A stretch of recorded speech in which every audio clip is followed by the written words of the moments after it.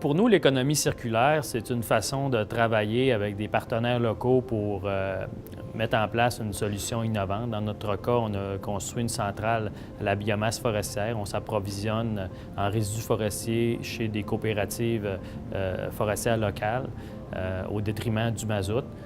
Puis on se sert de cette vapeur-là comme source d'énergie pour traiter le sous-produit de la fabrication fromagère qui s'appelle le lactosérum. Pour produire du fromage avec 100 de lait, on va obtenir 10 de fromage et 90 de lactosérum. Pour les petites fromageries, qu'est-ce qui était fait auparavant? C'est que les fromageries l'utilisaient entre autres pour l'alimentation porcine, puis certaines aussi l'envoyaient dans des fosses de cultivateurs pour l'épandage agricole.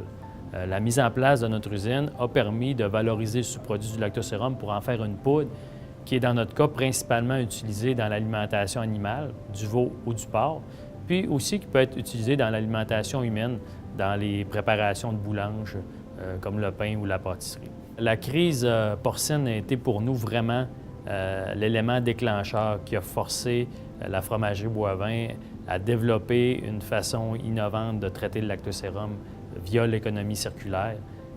Sans la mise en place de tout ce projet-là, il aurait été extrêmement difficile pour nous de maintenir en place l'activité fromagère, autant pour la fromagerie Boivin que de d'autres fromageries dans l'Est du Québec. Donc, l'idée maîtresse du projet, au niveau de l'économie circulaire, c'était principalement de travailler avec des partenaires locaux au niveau de la fourniture de matières premières en biomasse forestière, également des transformateurs de fromage locaux au niveau du lactosérum, au niveau des distances.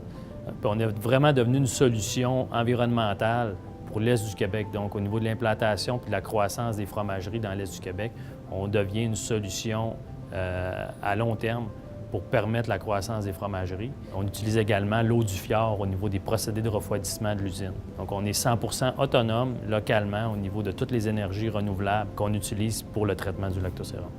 Si vous voulez en savoir plus sur l'économie circulaire, je vous invite à consulter le site web Québec circulaire. Non, ce n'est pas une façon de voir les spéciaux sur le fromage Boivin dans les circulaires à travers le Québec. C'est vraiment un site qui va expliquer c'est quoi l'économie circulaire dans l'industrie d'aujourd'hui.